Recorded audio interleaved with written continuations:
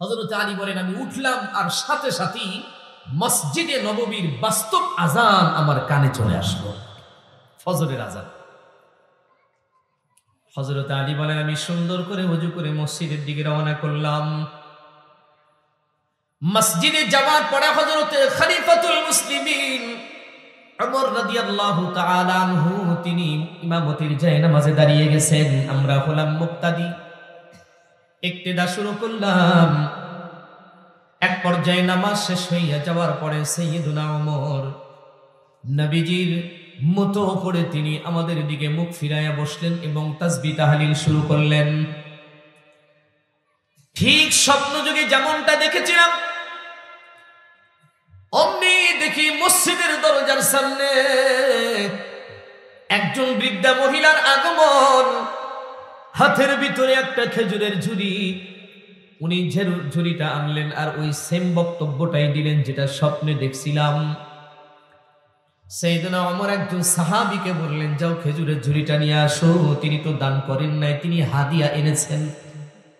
হাদিয়া দেওয়াও সুন্নত, হাদিয়া নেওয়াও সুন্নত। হাদিয়ার লেনদেন করলে বাবা শত্রু আপনার আপন হয়ে যাবে, বন্ধু হয়ে যাবে। যার সাথে সম্পর্ক খারাপ হয়ে গেছে তাকে বেশি বেশি করে হাদিয়া দিবেন, দেখবেন কয়েকদিন পরে সে আপনার বন্ধু হয়ে গেছে, শত্রু থাকবে না। এখন তো আমাদের দেশে হাদিয়ার লেনদেন বন্ধ, কি বাবা ঠিক না? সাইয়্যিদুনা ওমর রাদিয়াল্লাহু তাআলা আনহু খেজুরের ঝুড়িটা হাতের ভিতরে নিয়া সমস্ত হাজিরানে মজলিসে যারা সাহাবীরা ছিল তাদেরকে একটা একটা করে খেজুর বিতরণ করলেন। হযরত আলী ডাক দিয়া বলে আমার হাতেও একটা খেজুর। খেজুরটা মুখের ভিতরে দেওয়ার পরে অনুভব করলাম রাতের বেলা স্বপ্নযোগে সরকারে দু আলমের কাছ থেকে যে খেজুরটা খাইছিলাম আর ওমরের হাত থেকে যে খেজুরটা খাইলাম, দুইটা খেজুরের ভিতরে বিন্দু মাত্র কোনো ব্যবধান খুঁজে পাই না। লোভ লেগে গেছে হযরত আলী। ঝুড়ির দিকে তাকিয়ে দেখে বেশ কিছু খেজুর বাকি আছে, তবে সকলের হাতে দিলে আবার হবে না, সবাই পাবে না। এই জন্য হযরত আলী আস্তে আস্তে করে ওমরের দিকে এগিয়ে গেলেন। যাওয়ার পরে ডাক দিয়া বলে ওমর আপনার ঝুড়ির ভেতরে তো এখন অনেকগুলো খেজুর আছে, দয়া করে যদি একটা খেজুর আমাকে দিতেন, কারণ একটা খেয়ে আমার তৃপ্তি মিটে নাই। এত সুন্দর খেজুর আর একটা যদি পাইতাম তো বড় ধন্য হয়ে যেতাম। খুব ভালো করে শুনেন, হযরতে ওমর রাদিয়াল্লাহু তাআলা আনহু মুস্কি একটা হাসি দিয়া ডাক দিয়া বলে আলী তুমি একা যদি 3টা খেজুর খেতে চাও তো মসজিদে যারা আছে বাহিরে যারা আছে তারা কি করবে? তারা কি একটাও পাবে না নাকি? হযরত আলী ডেকে বলেন আপনি 3টার কথা কেন কিভাবে বললেন? সাইয়েদনা ওমর বলে আলী ফাঁকি দিতে পারবা কিন্তু ওমরের কাছে পারবা না, অলরেডি খেজুর তো তুমি 2টা খেয়ে ফেলাইছো। কয়টা?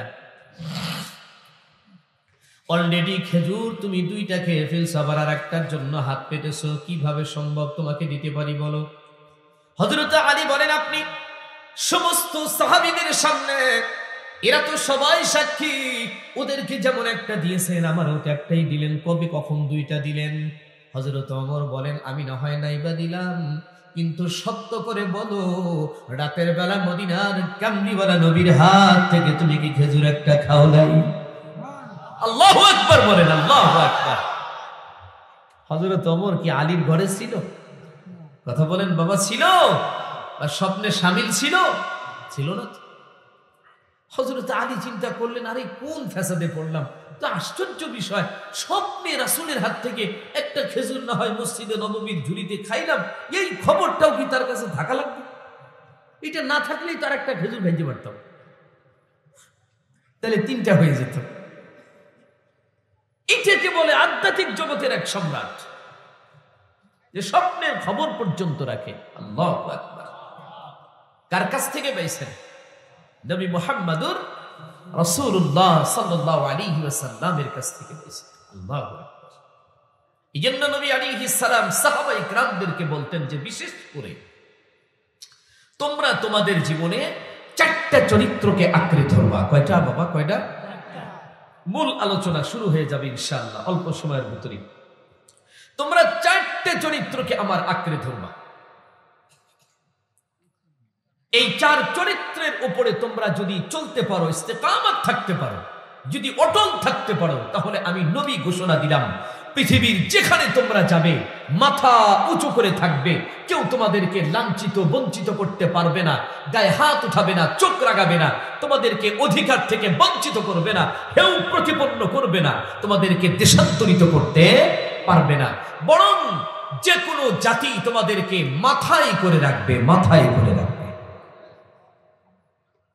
এই চার চরিত্রের ভেতরে এক নম্বর হলো হিফজু আমানাতিন। এক নম্বর কি? এক নম্বর হলো হিফজু আমানাতিন। আল্লাহর রাসূল বলেন তুমি আমানতের হেফাজত করবা, কখনো কোনোদিন আমানতের খেয়ানত করবা না। যে কোনো আমানত তোমার কাছে থাকুক না কেন, এটা তাহার আহাল পর্যন্ত পৌঁছে দিবা। জিন্দেগিতে কখনো কোনোদিন কারণ আমানতের দিকে নজর দিবা না, এটা ভক্ষণ করবা না, নষ্ট করবা না, খেয়ানত করবা না। যদি খেয়ানত করো তাহলে কি হবে? আল্লাহর হাবিব বলেন ক্বালান নবী সাল্লাল্লাহু আলাইহি ওয়াসাল্লাম লা ঈমানা লিমান লা আমানাতা লাহু। বিশ্বনবী বলেন তুমি যদি আমানতের খেয়ানত করো, তোমার ভেতরে যদি আমানতদারির গুণ না থাকে, তাহলে বুঝে নিবা তোমার ভিতরে ঈমান নাই। যার ভিতরে আমানতদারির গুণ নাই তার ভিতরে কি নাই? জোরে আওয়াজ দিয়ে বলেন, ঈমান নাই। এখন আমরা যারা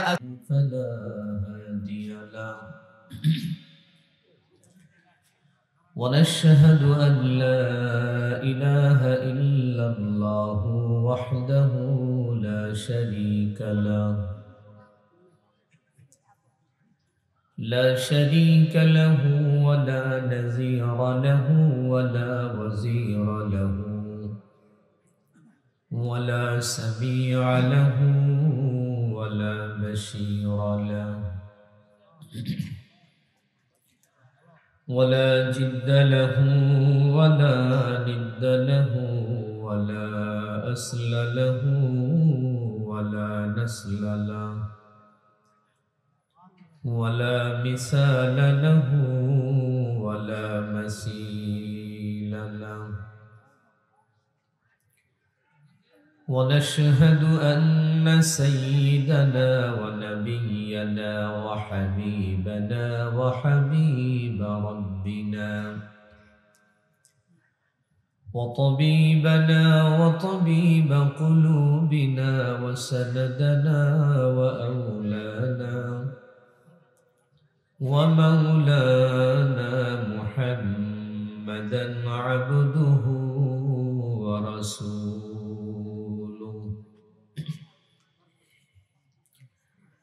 الذي أرسله الله تعالى إلى كافة الناس بشيرا ونذيرا وداعيا إلى الله بإذنه سراجا وقمرا منيرا. أما بعد فقد قال الله تعالى في كلامه المجيد والفرقان الحميد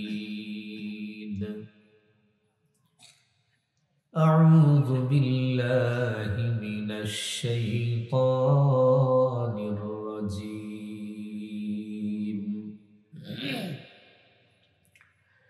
بسم الله الرحمن الرحيم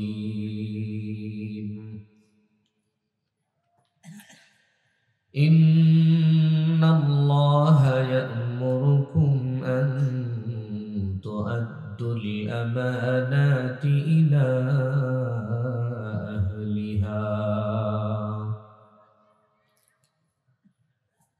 وقال النبي صلى الله عليه وسلم أربع إذا كن فيك فلا عليك ما فاتك الدنيا حفظ أمانة وصدق حديث وحسن خليقة وعفة في طعمة صدق الله مولانا العظيم وصدق رسوله النبي الأمي الكريم ونحن على ذلك لمن الشاهدين والشاكرين والذاكرين والحمد لله رب العالمين اللهم صل على محمد وعلى آل محمد كما صليت على إبراهيم وعلى آل إبراهيم إنك حميد مجيد اللهم بارك على محمد وعلى آل محمد كما باركت على إبراهيم وعلى آل إبراهيم إنك حميد مجيد يا مولاي صل وسلم دائما أبدا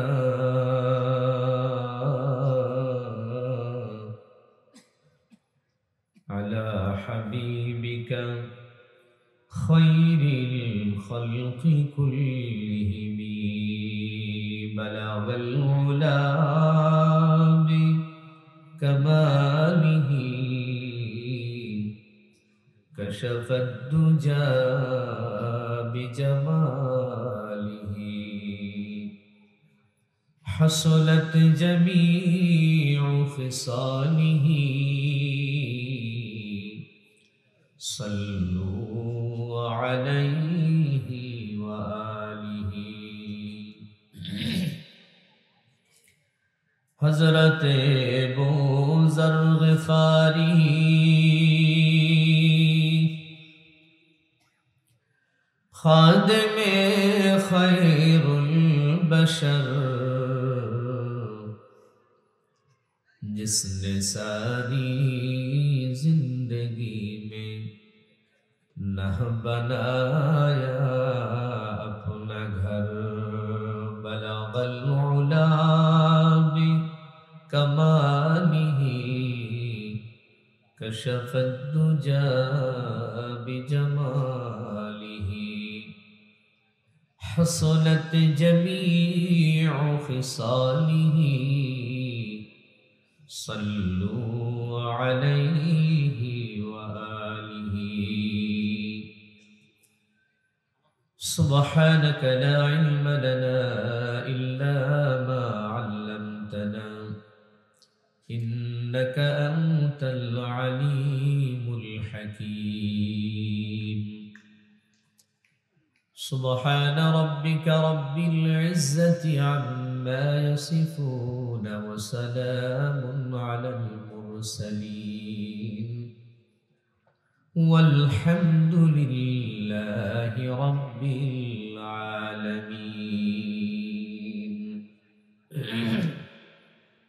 الحمد لله দক্ষিণ সুলতানপুর মহরমপাড়া নুরানি জামে মসজিদ এর উদ্যোগে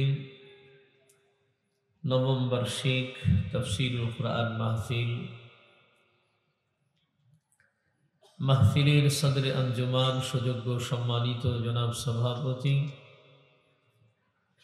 উপস্থিত মুআজ্জাজ মুকাররম সারেতাজ নায়েবে নবী হযরত উলামায়ে কেরাম, আয়োজিত মাহফিলের সামিয়ানার নিচে বসা অত্র এলাকা এবং বিভিন্ন অঞ্চল ও এলাকা হতে আগত দিনদার পরহেজগার মুত্তাকি বয়োজ্যেষ্ঠ বয়োবৃদ্ধ সম্মানিত মুরব্বিয়ানে আযম, সমবয়স্ক বন্ধুবর মুহাব্বতের ভাইয়েরা, বিভিন্ন দ্বীনি মাদারিস হতে আগত নূর চশমা আজিজ তলাবা, পর্দার অন্তরালে অবস্থানরত আবেদা সালেহা, প্রতিপালকের বিশ্ব দরবারে লাখো কোটি শুকর ও সুজুদ, যিনি অত্যন্ত দয়া করে মায়া করে ইহসান আর করুণা করে ভালোবেসে ইমানদার মুসলমান হিসেবে আমাদেরকে মঞ্জুর করে আমাদের হায়াতকে দীর্ঘায়িত করে দিয়ে আজকের এই মুহূর্ত পর্যন্ত আল্লাহ পাক আমাদেরকে সুস্থ সবল রেখে দ্বীনের নিসবতে কোরআনের মুহাব্বতে সাম্প্রতিক কালের শ্রেষ্ঠ মানুষ ও উলামা মাশায়েখদের সান্নিধ্যে বিশ্বের সর্বশ্রেষ্ঠ গ্রন্থ পবিত্র কোরআনুল কারীমের তাফসীরি আলোচনার মাহফিলে জান্নাতি আয়োজনের মাঝে ঈমানি চেতনা নিয়ে আল্লাহ পাক আমাদেরকে আসবার বসবার দুটি কথা বলা এবং শোনার সুযোগ দান করেছেন। এজন্য সেই মহা মালিকের দরবারে আমরা সকলেই কালিমাতুশ শুকর আদায় করছি, জবান খুলে উঁচু আওয়াজে দরদ ভরা কণ্ঠে শ্রদ্ধা আর ভালোবাসা নিয়ে আবেগের সাথে দিল থেকে মহাব্বতে পড়ি আলহামদুলিল্লাহ। বেকিবরিয়া মা আমিনার নয়নের পুতুলি মরু মক্কার অহংকার সাইয়্যিদিনা মুহাম্মদুর রাসূলুল্লাহ সাল্লাল্লাহু আলাইহি ওয়াসাল্লাম। সম্মানিত সুধী, বাদায়শা থেকে শুরু করে নিয়ে একটু পূর্ব মুহূর্ত পর্যন্ত আপনারা আপনাদের এই নওগাঁ জেলার একজন খ্যাতিমান আলেমের জবান থেকে অত্যন্ত গুরুত্বপূর্ণ দ্বীনি দিক নির্দেশনামূলক আলোচনাগুলো শুনতেছিলেন। মাহফিলের পর্যায়ে আমার মতো একজন অযোগ্য মানুষকে আল্লাহ পাক আপনাদের খিদমতে বসবার তৌফিক দান করেছেন। আমি মহান আল্লাহ তাবারক ওয়া তাআলার উপরে পূর্ণ আস্থা রেখে পবিত্র কালামুল্লাহ শরীফ থেকে একখানা আয়াতে কারিমা তিলাওয়াত করেছি। সেই সাথে রাসূল করিম সাল্লাল্লাহু আলাইহি ওয়াসাল্লামের অসংখ্য অগণিত হাদিসে মুবারাকা হতে ছোট্ট একটা হাদিসের ইবারত আমি আপনাদের সম্মুখে পড়েছি। আল্লাহ পাক রব্বুল আলামিনের দয়া যদি শামিলে হাল হয় তাহলে পঠিত আয়াত এবং হাদিসকে সামনে রেখে মুখতাসার সময় দ্বীনি কিছু আলোচনা করার জন্য ইরাদা করছি। আল্লাহ পাক যেন আমার জবান থেকে পূর্ণর সহিহ মুস্তানাদ দ্বীনি কিছু আলোচনা বের করে দেন। সকলেই বলি আমিন। আর একটু জোরে বলুন আমিন।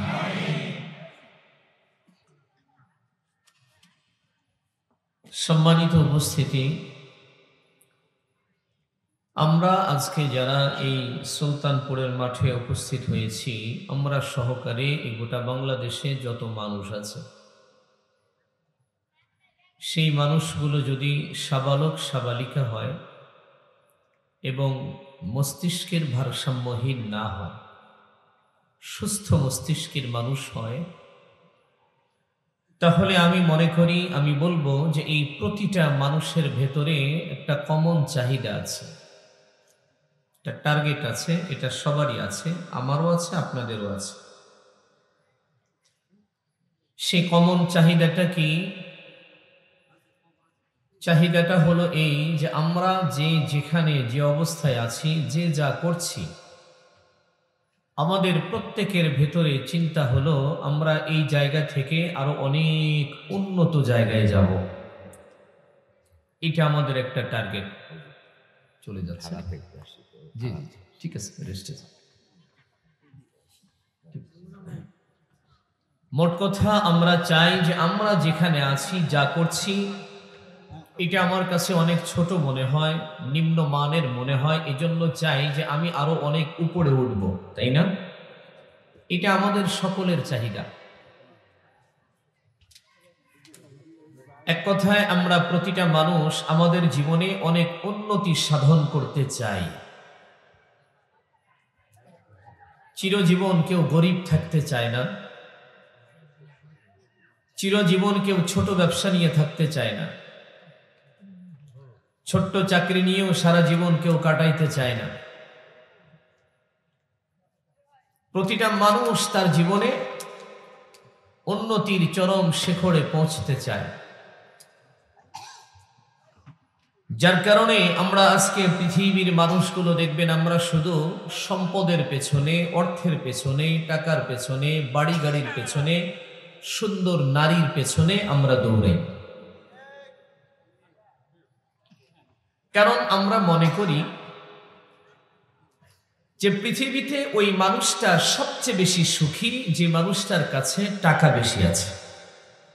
এটা আমাদের একটা ধারণা। আমি আপনাদের কাছে জানতে চাই যে মানব জীবনে তার টাকাটাই কি সবচেয়ে বড় সুখের কারণ?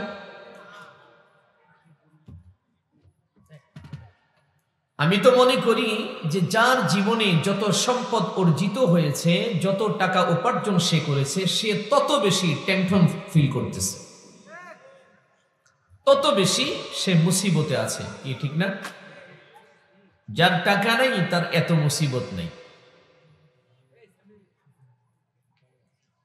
দুনিয়ার অর্থ সম্পদ, টাকা পয়সা, বাড়ি গাড়ি, এগুলো মূলত আমাদের জীবনের উন্নতির কোনো চাবিকাঠি না। এটা ক্ষণস্থায়ী একটা সম্পদ, এটা হাত বদলযোগ্য। আজকে আমার আছে তো দেখবেন এটা অন্যের হাতে চলেও যেতে পারে। আমি আমার এটুকুন বয়সে আমি দেখেছি অনেককেই, অনেক ধনী বিত্তবান, যাদের দাপটে এলাকার মানুষগুলো থরথর করে কাঁপত, যাদের চোখের দিকে তাকিয়ে কথা বলার মতো দুঃসাহস সাধারণ মানুষের ছিল না। তারা অন্যায় বললেও ঠিক হইতো, আর ঠিক বললো তো ঠিকই। তারা যদি অন্যায়ও বলতো তাহলে কি হইতো? ওইটাই ঠিক হয়ে যেত। কেন? যে তার কাছে টাকা আছে। এমন অনেক মানুষকে আমি দেখেছি যে রাস্তার ভিখিরি হয়ে যেতে, মাত্র কয়েক বৎসরের ব্যবধানে এই মানুষগুলো রাস্তার ভিখিরি হয়ে গেছে। তাদের সংসার আর চলে না, থাকবার মতো, মাথা গোজার মতো বাড়ির সেই ছাদটুকু আর তার নাই। আবার এমনও দেখেছি যে সকালে খেয়ে থাকলে বিকালে না খেয়ে থাকত, একটা লুঙ্গি একটা জামা দিয়ে বৎসর পার করে দিত, পায়ে জুতো ছিল না, কঠিন শীতে থরথর করে কাঁপত, কিন্তু শীতের কোনো পোশাক ছিল না। মাত্র কয়েক বৎসরের ব্যবধানে আল্লাহ পাক রব্বুল আলামিন এই মানুষগুলোকে ধনী বিত্তবান বানিয়ে দিয়েছেন, টাকাওয়ালা বানিয়ে দিয়েছে। তো দুনিয়ার সম্পদ এটা উপার্জন করতে কেউ যদি চায়, সে যদি মনে করে যে আমি উপার্জন করেছি, তাহলে সে ভুল বলবে। কারণ পরিশ্রম একজন অফিসারের চাইতে একজন দিনমজুর বেশি করে। ওনার যেই বেতন, আর যে লোকটা সারাদিন মাঠে রোদ্রে কাজ করলো তার বেতন এক হয়? এর তো মাত্র 5 থেকে 600 টাকা, যা দিয়ে বাজার হয় না। আর ওই মানুষটা যেটা জেনুইন বেতন, এটাই তো পায় 60 থেকে 70 হাজার টাকা। এর বাহিরে তো উপরি উপার্জন যেটাকে বলে আমাদের দেশে, আমাদের দেশের মানুষ বলে উপরি উপার্জন করছে ছেলেটা, ছেলেটা খুব ভালো। অল্প সময় অনেক ডেভেলপ করেছে, বলে নাই বলে? আমি আমার জীবনে বেশি দিন না, অল্প দিন আগে একটা বাসায় দাওয়াত খেতে গেছি। আমি আমার জুমার মসজিদ থেকে মুসল্লিদের রিকোয়েস্ট আমাকে যেতে হয়েছে, না গেলেও আবার চাকরি নিয়ে বুঝেন তো টানাটানি হয়। তো গেলাম, যাওয়ার পরে দেখলাম যে ছেলেটা চাকরি নিয়েছে সবে 7 থেকে 8 মাস। 7 থেকে 8 মাস তার হলো চাকরির বয়স। কিন্তু সে যে ফ্ল্যাটটা নিয়েছে দোতলায়, 4টে রুম বিশিষ্ট, এরপরে কি বলে ওইটা, আরে ডাইনিং তো খায় রে ভাই, আরে লোকজন এসে যে বসে ওখানে আড্ডা করে চা খায়, ড্রয়িং হয় বাবু, এত ইংরেজি আমাদের আসেও না, থাকি ছোটখাটো ঘরে, তো ওগুলো তো আমাদের নাই দাদা। তো ওইখানটায় আমাদেরকে খাবারের বিছানা দিল। তো আমাদের সাথে বেশ ব্যাংকের কয়েকটা অফিসারও আছে, ওই ছেলেটা ব্যাংকেই চাকরি করে। তো খেতে খেতে এক পর্যায়ে সাবেক এক ম্যানেজার আমাদের মসজিদের ছিলেন সভাপতি, উনি ঘরের আসবাবপত্র, জিনিসপত্র, তৈজসপত্র এগুলো দেখে উনি মানে খেতে খেতে গল্প করছেন, এই দেখেছেন ছেলেটা খুব ইন্টেলিজেন্ট, অল্প দিনে দেখেন মাত্র 7-8 মাস ছেলেটা চাকরির বয়স, ছেলেটা অনেক ডেভেলপ করেছে, কি সুন্দর একটা ফ্ল্যাট নিয়েছে, ঘরে কত আসবাবপত্র করেছে। তা আমি তো খালি ভাত নাড়াচাড়া করতেছি আর বলতেছি যে হা, খুব বুদ্ধিমান ছেলে, এর মতো বুদ্ধিজীবী সারা বাংলাদেশের একটাও নেই। মানে এই 7-8 মাসে মানে কত যে বদদুয়া কুড়াইছে তার কোনো ঠিক নেই, কথা বুঝেন নাই? এই 7 থেকে 8 মাসে কত মানুষকে যে জিম্মি করে সে অর্থ উপার্জন করেছে, এটা হিসাব করতে গেলে একজন হিমশিম খেয়ে যাবে।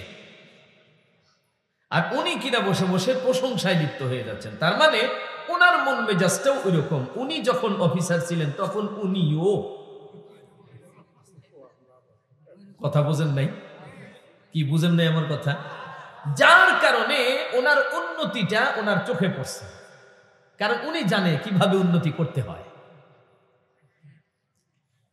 উনি খুব ভালো জানে, এই জন্য সে জানে যে সে এই পথেই উন্নতি করছে। অতএব ছেলেটা বুদ্ধিমান।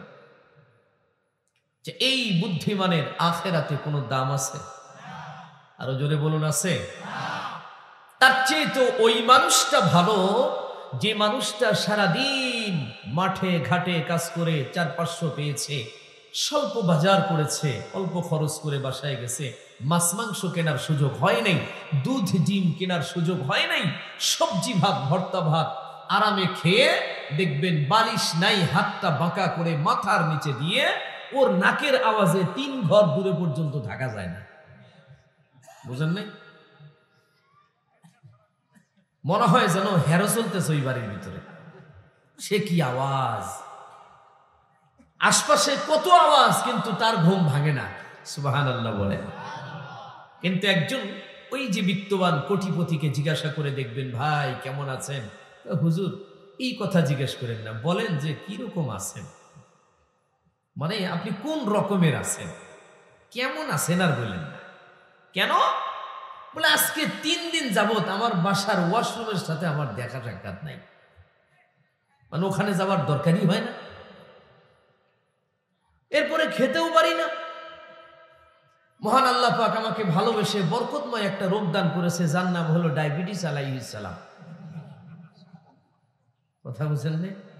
এটা মহা বরকতি রোগ না? আই খাওয়া যায় না ভাই, খালি তাকায় দেখা পর্যন্তই শেষ। এরকম রোগ নিয়ে ঘুরতেছে, খাইতে পারে না, উপার্জন আছে, কাড়ি কাড়ি উপার্জন আছে, কিন্তু খাওয়ার সুযোগ নাই। তাহলে সুখী কে? সুখী তো ওই মানুষটা যার কাছে অর্থ নাই, সেই তো সুখী। আর সবচেয়ে বড় কথা হলো নবী আলাইহিস সালাতু ওয়াস সালাম বলেছেন, কিয়ামতের আদালতে ধনী বিত্তবানদের চাইতে গরিব অসহায় দুস্থ এই মানুষগুলো তাদের 500 বৎসর পূর্বে আল্লাহ পাকের জান্নাত দখল করে বসবে। কারণ তাদের তো সম্পদের হিসাব নেই। আল্লাহ বলবে তোমার যে দুনিয়াতে দিছিলাম, তুমি এই টাকা পয়সা কি করছো, কোন পথে ব্যয় করছো? তো বান্দা বলবে যে আল্লাহ কি বলেন না বলেন, কি দিছিলেন? এক বেলা খাইছি আর এক বেলা খাই নাই। শীতের সময় ছোট্ট একটা কম্বল, রাত্রে জাগনা পাইয়া দেখি বউ নিয়ে ঘুমায় রয়েছে, আমি আলগা। এর আবার হিসাব চাইতেছে। জুতা ছিল এক জোড়া, দোনোজনে মিলা ভাই দিতাম। আল্লাহ বলবে তাই রে? বলে হ্যাঁ। বলে ঠিক আছে, যে ওই দিক দিয়ে তোদের একটা রাস্তা আছে, এটা হলো স্পেশাল রাস্তা, ওখান দিয়ে তোমরা সোজা গিয়ে দেখো জান্নাতের দরজা খোলা, ঢুকে পড়ো। ধনী বিত্তবান যারা কোটিপতি, অর্থের পাহাড় গড়েছেন, সেটা বৈধ হোক আর অবৈধ হোক, কোনো বাছবিচার করার সময় আপনার কাছে ছিল না। ন্যায় হোক অন্যায় হোক, কিভাবে আসলো এটা দেখার সময় আপনার কাছে নেই। আপনি শুধু নিজের ব্যাংকে জমানো বুঝেন, আর কিছু বুঝেন না।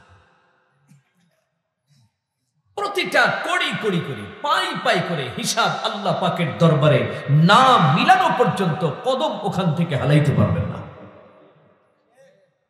উপার্জন করেন, সমস্যা নেই, সেটা যেন হালাল পথে হয় এবং ব্যয়টাও যেন কি হালাল পথে হয়। এজন্য নবী আলাইহিস সালাতু ওয়াস সালাম বলেছেন যে দুনিয়ার সম্পদ, টাকা পয়সা, বাড়ি গাড়ি, সুন্দর নারী, এগুলো মূলত মানব জীবনের কোনো উন্নতি না। এগুলো মানুষের ক্ষতি ছাড়া আজ পর্যন্ত ভালো কিছু করেনি। নবী আলাইহিস সালাম বলেন, একজন মানুষ যদি সবচেয়ে উন্নত মানুষ হতে চায়, উন্নত জাতি হতে চায়,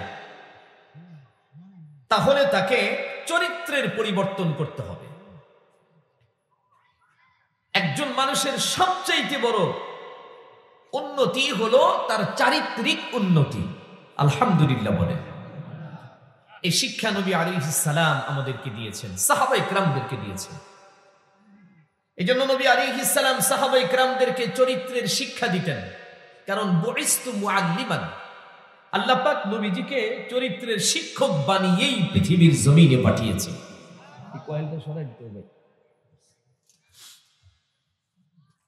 চরিত্রের শিক্ষক বানিয়েই পাঠিয়েছে।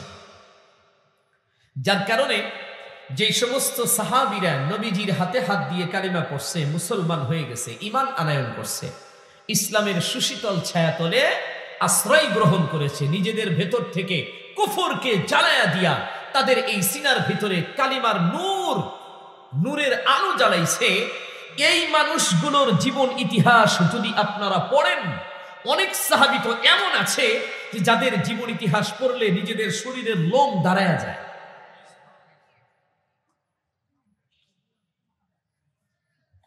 আপনি আশ্চর্য হয়ে যাবেন যে এরকম একটা মানুষ কি করে এই পর্যায়ে চলে আসতে পারে। অনেক সাহাবীদের জীবন এমন আছে যে যাদের উপার্জনের রাস্তা ছিল ছিনতাই, ডাকাতি, রাহাজানি। রাত্র হইলেই কোন একটা বারে, বার বুঝেন, বার, এ শনিবার আর মঙ্গলবার না, জি এটা হলো বার, যেখানে বাজে হলো ডিজে, মানে ছেলে আর মেয়েদের হয়েছে যে কি যে কেউ কারুর মাজা ছাড়ে না, বুঝলেন না? মানে ঢালাঢালি, ঘষাঘষি, সুমাসুমি, ঠোঁটাঠুটি সব চলছে ওখানে। এটার নাম হলো বার। তো ওই জামানাতেও ছিল, যদিও নামটা বার ছিল না। তো ওখানে তারা রাত্রি যাপন করত, মেয়েদের নাচ দেখতো, আরো যা খুশি তা করতো, আর মদ পান করত। এটা তাদের একটা জীবন ছিল। কিন্তু যেদিন থেকে মুহাম্মদ আরবি সাল্লাল্লাহু আলাইহি ওয়াসাল্লামের হাতে হাত দিয়ে কালিমা পড়ছে, ঈমান গ্রহণ করেছে, এমন এক চরিত্রের অধিকারী তারা হয়ে গেছে যাদের শানে নবী আরবি বলেন আসহাবিকান নুজুম। আল্লাহর রাসূল বলেন যে আমার এক একজন সাহাবী আকাশের এক একটা নক্ষত্রের মতো উজ্জ্বল। চোখ বন্ধ করে চোখ বন্ধ করে যে কোনো উম্মত যদি একজনকে অনুসরণ করে, যে কোনো একজন সাহাবীকে, ওমরকেই অনুসরণ করতে হবে এমনটা নয়, আলীকেই করতে হবে, ওসমানকেই করতে হবে, সিদ্দিক আকবরকেই করতে হবে অনুসরণ এমনটা নয়। যে কোনো সাহাবীকেই যদি কেউ অনুসরণ করে তো ওই মানুষটা সিরাত দেখা পাবে। এমন এক মহান চরিত্র তারা পাইছিলেন নবীজির কাছ থেকে, যাদের সম্পর্কে হাদিসের ভিতরে আসছে খায়রুল কুরুনি কারনি সুম্মাল্লাযীনা ইয়ালুনহুম। ওটা একটা স্বর্ণযুগ ছিল, সুবহানাল্লাহ বলেন না, স্বর্ণযুগ। আর আমাদের যে যুগটা না, আমাদের যে যুগটা, এটা যে লোহার যুগও বলবেন তাও চলবে না, তার চেয়ে খারাপ কি আছে? মানে সর্বনিম্ন কি আছে? এরকম একটা যুগে আমরা এসে পড়ছি। এই যুগ আসলে খারাপ না, খারাপ আমরা। আবহাওয়াকে আমরা খারাপ করছি, আবহাওয়া আমাদের খারাপ করে নেই, ঠিক না? এই সময় সাহাবায়ে কেরাম রাদিয়াল্লাহু তাআলা আনহুম আজমাইন শিক্ষা নিয়েছেন নবীজির কাছ থেকে। এই যে দেখবেন সাইয়্যিদুনা ওমর রাদিয়াল্লাহু তাআলা আনহু ইসলাম পূর্ব যুগে, তার মানে ইসলাম কবুলের আগে, তার চরিত্র, তার চলাফেরা, উঠা বসা, কথা বলা সবকিছুই যেন ছিল ভিন্ন। মানুষ তাকে দেখে থরথর করে কাঁপত। তার চোখের সামনে কথা বলার সাহস কারোর ছিল না। কিন্তু যেদিন আল্লাহর হাবিব সাল্লাল্লাহু আলাইহি ওয়াসাল্লামের হাতে হাত রাখছেন, আসছিলেন নবীজির মাথা কাটার জন্য, কিন্তু কালামে হাকিমের তেলাওয়াত শোনার পরে নিজের ভেতরের কুফরিগুলো জ্বলে গেছে, তার ভিতরে হেদায়েতের আলো আল্লাহ পাক জ্বালায়া দিছে। যার কারণে মুহাম্মদ সাল্লাল্লাহু আলাইহি ওয়াসাল্লামের সামনে দাঁড়াইয়া সাইয়্যিদুনা ওমর রাদিয়াল্লাহু তাআলা আনহু নিজের তরবারিটা পয়গম্বরের কদমের সামনে রেখে ডেকে বলে, নবী গো, আমি আসছিলাম এই তরবারি দিয়ে আপনার মাথা কাটার জন্য, এখন আমি তো নিজের মাথায় দিয়ে ফেললাম। ওগো নবীজি, আপনি যদি চান, এই যে তরবারিটা আপনার পায়ের সামনে রেখে দিয়েছি, এটা দিয়ে এই মুহূর্তে আমি ওমরের কল্লাটা আপনি কেটে নিতে পারেন। দেশে ইসলামের জন্য আমার কল্লাটা দিয়ে দিলাম নবীজি। রাসূলে আরবি সাইয়্যিদুনা ওমরকে সাথে সাথে বাবা এই ডানা ধরে উপরের দিকে উঠে পয়গম্বর বুকের সাথে জড়ায় নিছেন। সুবহানাল্লাহ। এই যে রাসূলের সিনার সাথে ওমরের সিনাটা লাগছে, এরপরে তার চরিত্রটা এমন হয়ে গেছে যার সম্পর্কে পয়গম্বর আলাইহিস সালাতু ওয়াস সালাম বলেন, লাউ কানা বাদি নবিয়্যুন লাকানা উমর। আল্লাহর হাবিব বলেন, আমার পরে মূলত কোনো নবী নাই, কিন্তু আল্লাহ পাক যদি কাউকে নবী বানায়া পাঠাইতো তো ওমরকেই আল্লাহ নবুয়ত দান করত। কারণ নবী হওয়ার সমস্ত যোগ্যতা আর গুণাবলী সাইয়্যিদিনা ওমরের ভিতরে ছিল।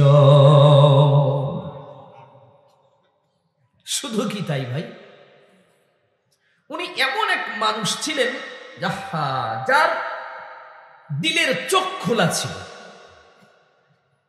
দিলের কান খোলা ছিল। আমরা তো মনে করি যে মানব জাতির শুধু এই যে দুইটা কান, দুইটা চোখ, এই তো নাকি? কিন্তু না, আরো দুইটা চোখ আছে, আরো দুইটা কান আছে আমাদের। এগুলো দিলে, চামড়ার কান যেটা দেখতেছেন এইটা না, এই চোখ না। ওয়ালাহুম আ'য়ুনুল লা ইউবসিরুনা বিহা ওয়ালাহুম আযানুল লা ইয়াসমাউনা বিহা। এই কান দিয়ে সবকিছুই শোনা যায় না, মিস হয়ে যায় মাঝে মাঝে, ঠিক না? কিন্তু সাইয়্যিদুনা ওমর রাদিয়াল্লাহু তাআলা আনহু দিলের চোখ খোলা ছিল, দিলের কান খোলা ছিল, যার কারণে তেনাকে বলা হতো আধ্যাত্মিক জগতের এক মহান সম্রাট তিনি ছিলেন। উনি চোখ বন্ধ করলে দুনিয়ার জমিন থেকে আল্লাহ পাকের আরশ আজিম দেখতে পারতেন। নবীর সাহাবীরা দূরে পাহাড়ের পাদদেশে যুদ্ধ করে, সেই সিনারিটাও হযরত ওমর ঘরে বসে দেখতেন। এমনকি বিপদগ্রস্ত সাহাবীদেরকে, যাদের পেছনে শত্রু হামলা করেছে কিন্তু সাহাবী দেখে নাই, এটা হযরত ওমর তেনার জায়গা থেকে দেখে সাহাবীকে ডাক দিয়া সতর্ক পর্যন্ত করে দিয়েছেন, এই সাদিয়া, তুমি তাকায় দেখো, তোমার পেছনে শত্রু তোমাকে হত্যা করে ফেলবে। এই আওয়াজটা সাদিয়ার কান পর্যন্ত পৌঁছে গেছে, তিনি নিজেকে সাবধান করেছেন। সুবহানাল্লাহ বলেন। আধ্যাত্মিক জগতের এক মহান সম্রাট ছিলেন তিনি, কিন্তু আমাদের দেশেও তো আধ্যাত্মিক জগতের মহান সম্রাটের অভাব নাই, ঠিক না? বিভিন্ন মাজার গুলোতে যে দেখবেন আধ্যাত্মিক জগতের সম্রাটরা বসে আছে, পরনে কাপড় নাই, জামা নাই, লুঙ্গি নাই, পরনে কিছু নাই। মাথার চুলগুলো যদি নেড়া করে নেওয়া যায়, এই চুলগুলো দিয়ে বাবা 3 বাড়ির তোষক বানানো যাবে। আর ওনার মোষ যদি কেটে কেউ নিয়ে যায় তো 3 গোছা ছাগলের দড়ি বানাইতে পারবে। আরো অনেক জায়গায় কিছু লোম পশম আছে, হেতু দূরে নাই বা গেলাম। দীর্ঘ 30 বছরও বেটা খুরকেসি ব্যবহার করে না, গোসল করে না। আমার প্রশ্ন হলো, তুমি কেমন পীর, কেমন আধ্যাত্মিক জগতের তুমি সম্রাট, কেমন আল্লাহর পাগল, তুমি যে মাজারের বারান্দায় 30 বছর যাবৎ ঘুমাও, কোনোদিন গোসল করো না। আর তুমি যদি সত্যিকারের পুরুষ হয়ে থাকো, বলো বলো, তুমি কি রাতের বেলায় স্বপ্ন যোগে কিছুই দেখো না? যদি কিছু দেখেও থাকো তাহলে তো তোমার উপরে গোসল ফরজ হয়, তাহলে তুমি কেমন নিজেকে পীর দাবি করলা? আর আমাদের দেশের কিছু বাঙালি আছে, এদের মাথার ভেতরে আল্লাহ পাক রব্বুল আলামিন কি দিয়েছেন তো মালিক ভালো জানেন। এরা আবার দামি দামি খাবারগুলো নিয়ে তাদের সামনে রাখে, উনারে খাওয়ায়, আদর করে ভক্তি করে খাওয়ায়। জিজ্ঞাসা করলে, ভাই এনারে খাইতে দিলেন, পড়তে দিলেন, এত ভালোবাসেন কেন? কয়, হুজুর জানেন না, ইনার কাছে জিনিস আছে। কি আছে? কথা বলে না, কি আছে? জিনিস যেটা আছে সেটা তো দেখাই যাইতেছে, ঠিক না? উনি প্যান লুঙ্গি কিছু পরে নাই, তাই জিনিস বাইরে, আর পাবলিক প্যান লুঙ্গি পরছে, এই জন্য জিনিস ভিতরে। তো এর বাহিরে এই হারামির কাছে আর কি আছে? ওই তো এইটারে মানুষ আউলিয়া মনে করে যে এদের সাথে আল্লাহ পাকের এক গভীর সম্পর্ক। নাউজুবিল্লাহ। সাইয়্যিদুনা ওমর রাদিয়াল্লাহু তাআলা আনহু আধ্যাত্মিক জগতের এক মহান সম্রাট তিনি। কেন? মদিনার বুকে রাতের বেলা কে কি স্বপ্ন দেখতো, এটাও হযরত ওমর সকালবেলা বলে দিতে পারতেন। আপনারা কেউ পারবেন? আমাদের দেশের বড় কোনো আলেম পারবে? কথা বলেন, পারবে? বর্তমান যে খানায় কাবার ইমাম আছে উনিও কি পারবে? কিন্তু সাইয়েদনা ওমর পারতেন। এটা আল্লাহ এই যোগ্যতা ওনাকে দিয়েছিলেন। তার বাস্তব প্রমাণ হলো হযরতে আলী রাদিয়াল্লাহু তাআলা আনহু যখন রাসূল দুনিয়া থেকে চলে গেছেন, খেলাফতের মসনদে হলো সাইয়েদনা ওমর রাদিয়াল্লাহু আনহু। হযরতে আলী বলেন, আমি আমার ঘরে ঘুমাচ্ছি রাত্রে, কিন্তু স্বপ্ন যোগে দেখি যে মদিনার মসজিদে ফজরের নামাজের আজান হয়ে গেছে। হযরতে আলী বলেন, আমি স্বপ্ন যোগী আজান কানে যখন আসলো তখন তড়িঘড়ি করে উঠলাম, উঠে সুন্দর করে ওযু করে আমি মসজিদের দিকে রওনা করলাম। মসজিদে যাওয়ার পরে দেখি মদিনার কামলিওয়ালা নবী মুহাম্মদ আরবি সাল্লাল্লাহু আলাইহি ওয়াসাল্লাম ইমামতি করতেছেন। হযরত আলী বলেন, আমি নবীজির পেছনে শরীক হয়ে গেলাম। অনেক সাহাবীরা নবীজির পিছনে দাঁড়িয়েছে, ইক্তেদা করে আমিও ইক্তেদা করি। সালাম ফিরালো, নামাজ শেষ হয়ে গেল। সরওয়ারে দো আলম মুসল্লিদের দিকে মুখ করে ঘুরে বসলেন আর তাসবিহ তাহলিল শুরু করলেন। আমরাও সাথে অনুসরণ করতেছি। ঠিক এই মুহূর্তে আমাদের কানের ভেতরে আওয়াজ আসলো, মসজিদের দরজা থেকে একজন বৃদ্ধা মহিলার কণ্ঠে কে যেন ডাক দিল।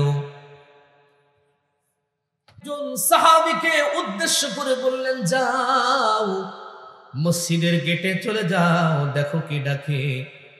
যাওয়ার পরে দেখি একজন বৃদ্ধা মহিলা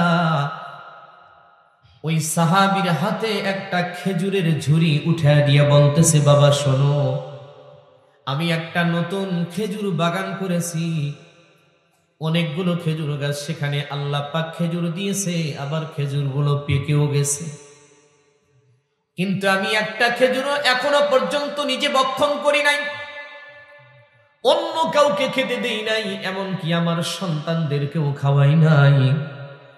সর্বপ্রথম গাছের পাকা খেজুরগুলি আমার রাসূলের জন্য আমি হাদিয়া আনছি।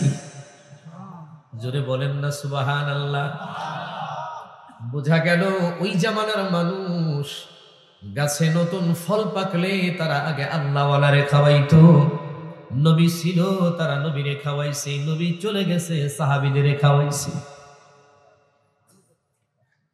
আর আমাদের দেশে বর্তমানে গাছে ফল পাকলে, আমাদের দেশের ল্যাংড়া আমগুলি পাকলে অন্য দেশের দাদারে খাওয়ায়, ঠিক না?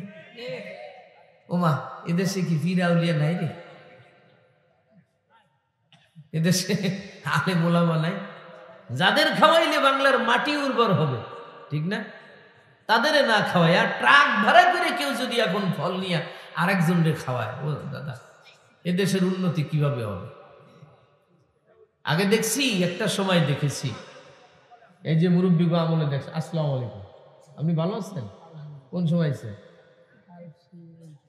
মাশাআল্লাহ।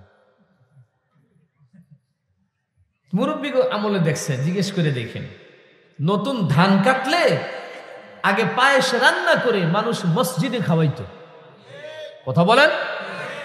মুসল্লিদের খাওয়াইতো, ইমাম সাহেবরে খাওয়াইতো, ঠিক না? এলাকার মুরব্বীদেরকে আগে খাওয়াইতো। বাবা নাই, চলে গেছে, মারা গেছে, পাশের বাড়ির এক মুরব্বী, তার বাবার সমতুল্য, বাবার বন্ধু ছিল, তাদেরকে ডেকে নিয়ে এসে দুমুঠো ভাত খাওয়াইতো, যে কাকা নতুন ধান কেটেছি, একটু খাবার খান আমার বাড়িতে বরকতের জন্য। এই সিস্টেম আর আছে? কথা বলে সিস্টেম আছে? আর না, এটা উদাও হয়ে গেছে। গাছে লাউ ধরেছে, প্রথম লাউটা মানুষ আগে মসজিদের ইমাম সাহেবরে দিত, হুজুর খেয়ে দোয়া করবেন গাছের জন্য বেশি করে ধরে। এই জন্যই তো দেখছেন এখন আমাকে লাউ গাছ গাললে দুইটা তিনটা লাউ ধরছে, একটা এরকম টেম না, পাশা ছোট, একটা উপরে সুত না, লাউ জুতেন না কেন জানেন? ঠাটা পড়ছে, ঠাটা। ইমাম সাহেব খুব বদদোয়া লাগছে, মিয়া খাওয়াইবেন না, খালি নিজেরা খাইবেন, তাই হয় নাকি? ভালো হয় না। বিষ দিতে দিতে লাউয়ের পাতা পচে গেছে, কিন্তু লাউ ক্লিয়ার হয়নি, এমন অবস্থা হয়েছে এখন। তো রাসূলের জামানাতেও মানুষ আগে নবী সাল্লাল্লাহু আলাইহি সাল্লামের কাছে হাদিয়া নিয়ে আসতো, হুজুর আপনি খাবেন, আপনার সাহাবীদেরকে খাওয়াবেন, আমার বাগানের জন্য একটু দোয়া, যাতে করে আল্লাহ পাক আমার বাগানের মুসিবতগুলো দূর করে দেয়, এবং যেন উর্বর শক্তি বাড়িয়ে দেয়, এবং যেন ফসল বাড়ায় দেয়। আলেমদের দোয়ার দাম আছে না? বরকত আছে না নাই?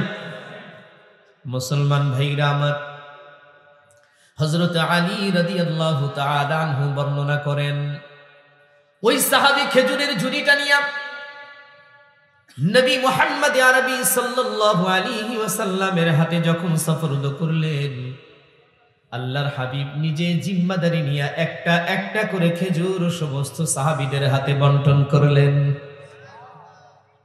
হযরত আলী বলেন, আমিও একটা খেজুর পাইলাম ভাগে, পাওয়ার পরে আর দেরি না, সঙ্গে সঙ্গেই খেজুরটা মুখের ভেতরে পুড়ে ফেললাম। চিবুনি দেওয়ার পরে দেখি এত মিষ্টি, এত সুস্বাদু খেজুর, জীবনে অনেক খেজুর খেয়েছি, কিন্তু এত সুমিষ্ট খেজুর কখনো খাই নাই। হযরত আলী বলেন, একটু হলেও লোভ লেগে গেল, একটা খেজুরে কি হয়, রাসূলের হাতের ঝুড়ির দিকে তাকিয়ে দেখি আরো অনেকগুলো খেজুর ঝুড়িতে আছে, তবে ওই পরিমাণও নয় যে সমস্ত সাহাবীদের হাত ঘুরবে, তা ঘুরবে না, শর্ট হয়ে যাবে। এই জন্য হযরত আলী কাররামাল্লাহু ওয়াজহু নবীজির দরবারে গিয়ে বললেন, নবী গো, ওই খেজুরের ঝুড়ি থেকে আর একটা খেজুর যদি আমারে দিতেন তো বড় তৃপ্তি করে খাইতাম, খুব মজার খেজুর। আল্লাহর রাসূল মুস্কি হেসে বলেন, আলী, মসজিদে তুমি তো শুধু একা না, আর অনেক সাহাবী আছে, কজনকে দেব বলো? সকলের হাত ঘুরবে না, এজন্য বাহিরে যারা আছে তাদের জন্য রাখছি, সবাই যেন খাইতে পারে। হযরত আলী বলেন, খেজুরটা খাওয়াও শেষ হয়ে গেল তো আমার ঘুম ভেঙে গেল। কি হয়েছে? তুলে দিলেই সাউন্ড হবে।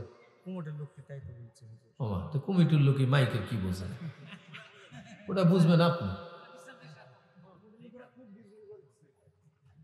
করুন, আপনি না হজম করেন, তাই তো হয়ে গেল।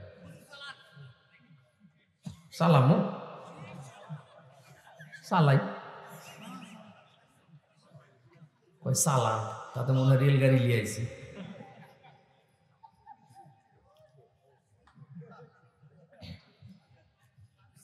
এই দেখেন উপরে উঠে গেছে, বুঝতে পারছেন? এই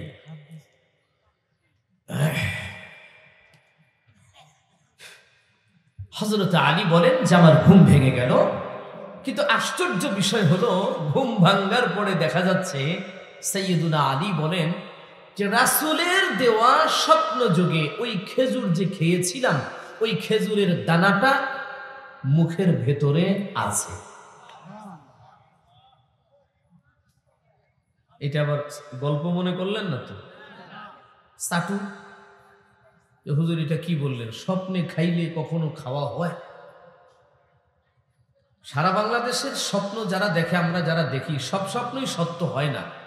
মানে স্বপ্ন আসলে সত্যই হয় না, এটা একটা কল্পনার মতো, তাই না?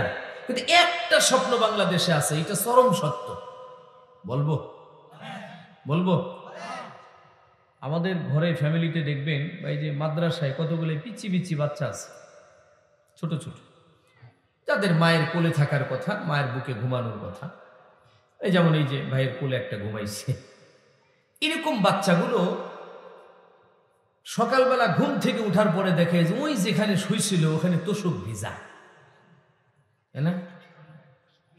ওকে জিজ্ঞাসা করলো, বাবা তুই এটা কি কামটা করলো? দেখি তোর পেশাব আইছে, তুই ডাক দিব না? না ডেকে তুই এখানে মুতে ফেলালো, কি ব্যাপারটা কি? আমি কি এখানে মুতছি নাকি? তাহলে আমি তো দেখলু যে আমি ওই পেশাবখানাতে যাই মুততেছি। টিস্যু নিয়ে একেবারে পেশাবখানা গেছি, যাই ওখানে সুন্দর করে পেশাব করে কুলুক করে টিস্যু ধরে ওযু করে ঘরে আসলাম। এখন সকাল উঠে দেখতে যে এটি ভেজাতে, আমি কি করব? এই স্বপ্নটা কিন্তু মোটামুটি সত্যি হয়, ম্যাক্সিমাম সত্য হয়, ঠিক না? ছোট বাচ্চাদের জিজ্ঞেস করলে বলে আমি তো ঘরে মুছি, আমি তো বাহিরে পেশাব করছি, কিন্তু এখন দেখতেছি এখানে। তো সম্মানিত সুধী, সাইয়েদনা আলী বলেন যে ঘুম থেকে ওঠার পরে দেখি যে আমার মুখে খেজুরের দানাটা এখনো পর্যন্ত রয়েছে, আর আমার ওষ্ঠদেশগুলো এখনো সুমিষ্ট, জিহ্বা লাগলে যেন সেই মিষ্টিটা আমি অনুভব করতে পারছি। হযরত আলী বলেন আমি উঠলাম, আর সাথে সাথেই মসজিদে নববীর বাস্তব আজান আমার কানে চলে আসলো, ফজরের আজান। হযরত আলী বলেন আমি সুন্দর করে ওযু করে মসজিদের দিকে রওনা করলাম। মসজিদে যাওয়ার পরে হযরত খলিফাতুল মুসলিমিন ওমর রাদিয়াল্লাহু তাআলা আনহু তিনি ইমামতির জায়নামাজে দাঁড়িয়ে গেছেন। আমরা হলাম মুক্তাদি, ইক্তেদা শুরু করলাম। এক পর্যায়ে নামাজ শেষ হইয়া যাওয়ার পরে সাইয়্যিদুনা ওমর নবীজির মতো করে তিনি আমাদের দিকে মুখ ফিরাইয়া বসলেন এবং তাসবিহ তাহলিল শুরু করলেন। ঠিক স্বপ্ন যুগে যেমনটা দেখেছিলাম অমনি দেখি মসজিদের দরজার সামনে একজন বৃদ্ধা মহিলার আগমন, হাতের ভিতরে একটা খেজুরের ঝুড়ি, উনি ঝুড়িটা আনলেন আর ওই সেম বক্তব্যটাই দিলেন যেটা স্বপ্নে দেখছিলাম। সাইয়েদনা ওমর একজন সাহাবীকে বললেন, যাও খেজুরের ঝুড়িটা নিয়ে আসো। তিনি তো দান করেন নাই, তিনি হাদিয়া এনেছেন। হাদিয়া দেওয়াও সুন্নত, হাদিয়া নেওয়াও সুন্নত। হাদিয়ার লেনদেন করলে বাবা শত্রু আপনার আপন হয়ে যাবে, বন্ধু হয়ে যাবে। যার সাথে সম্পর্ক খারাপ হয়ে গেছে তাকে বেশি বেশি করে হাদিয়া দিবেন, দেখবেন কয়েকদিন পরে সে আপনার বন্ধু হয়ে গেছে, শত্রু থাকবে না। এখন তো আমাদের দেশে হাদিয়ার লেনদেন বন্ধ, কি বাবা ঠিক না? সাইয়েদুনা ওমর রাদিয়াল্লাহু তাআলা আনহু খেজুরের ঝুড়িটা হাতের ভিতরে নিয়া সমস্ত হাজিরানে মজলিসে যারা সাহাবীরা ছিল তাদেরকে একটা একটা করে খেজুর বিতরণ করলেন। হযরত আলী ডাক দিয়া বলে, আমার হাতেও একটা খেজুর। খেজুরটা মুখের ভিতরে দেওয়ার পরে অনুভব করলাম রাতের বেলা স্বপ্নযোগে সরকারে দু আলমের কাছ থেকে যে খেজুরটা খাইছিলাম আর ওমরের হাত থেকে যে খেজুরটা খাইলাম, দুইটা খেজুরের ভিতরে বিন্দু মাত্র কোনো ব্যবধান খুঁজে পাই না। লোভ লেগে গেছে হযরত আলী। ঝুড়ির দিকে তাকিয়ে দেখে বেশ কিছু খেজুর বাকি আছে, তবে সকলের হাতে দিলে আবার হবে না, সবাই পাবে না। এই জন্য হযরত আলী আস্তে আস্তে করে ওমরের দিকে এগিয়ে গেলেন। যাওয়ার পরে ডাক দিয়া বলে, ওমর, আপনার ঝুড়ির ভেতরে তো এখনো অনেকগুলো খেজুর আছে, দয়া করে যদি একটা খেজুর আমাকে দিতেন, কারণ একটা খেয়ে আমার তৃপ্তি মিটে নাই। এত সুন্দর খেজুর আর একটা যদি পাইতাম তো বড় ধন্য হয়ে যেতাম। খুব ভালো করে শুনেন, হযরত ওমর রাদিয়াল্লাহু তাআলা আনহু মুস্কি একটা হাসি দিয়া ডাক দিয়া বলে, আলী, তুমি একা যদি 3টা খেজুর খেতে চাও তো মসজিদে যারা আছে, বাহিরে যারা আছে, তারা কি করবে? তারা কি একটাও পাবে না নাকি? হযরত আলী ডেকে বলেন, আপনি 3টার কথা কেন, কিভাবে বললেন? সাইয়েদুনা ওমর বলে, আলী, ফাঁকি দিতে পারবা কিন্তু ওমরের কাছে পারবা না। অলরেডি খেজুর তো তুমি 2টা খেয়ে ফেলাইছো। কয়টা? অলরেডি খেজুর তুমি 2টা খেয়ে ফেলছো, আবার আর একটার জন্য হাত পেতেছো, কিভাবে সম্ভব? তোমাকে দিতে পারি বলো।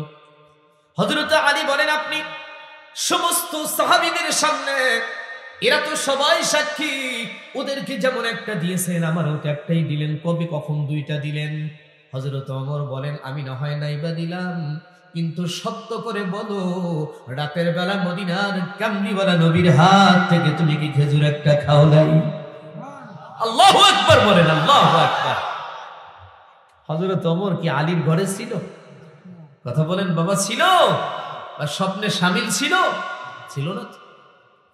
হযরত আলী চিন্তা করলেন, আরে কোন ফ্যাসাদে পড়লাম, তো আশ্চর্য বিষয়, স্বপ্নে রাসূলের হাত থেকে একটা খেজুর না হয় মসজিদে নববীর ঝুড়িতে খাইলাম, এই খবরটাও কি তার কাছে থাকা লাগবে? এটা না থাকলেই তার একটা খেজুর ভেঙে পারতাম, তাহলে 3টা হয়ে যেত। এটাকে বলে আধ্যাত্মিক জগতের এক সম্রাট, যে স্বপ্নের খবর পর্যন্ত রাখে। আল্লাহু আকবার। কার কাছ থেকে পাইছেন? নবী মুহাম্মদুর রাসূলুল্লাহ সাল্লাল্লাহু আলাইহি ওয়াসাল্লামের কাছ থেকে পাইছেন। আল্লাহু আকবার। এইজন্য নবী আলাইহিস সালাম সাহাবায়ে কিরামদেরকে বলতেন যে, বিশেষ করে তোমরা তোমাদের জীবনে 4টা চরিত্রকে আঁকড়ে ধরবা। কয়টা বাবা? কয়টা? মূল আলোচনা শুরু হয়ে যাবে ইনশাআল্লাহ অল্প সময়ের ভিতরে। তোমরা 4টে চরিত্রকে আমার আঁকড়ে ধরবা।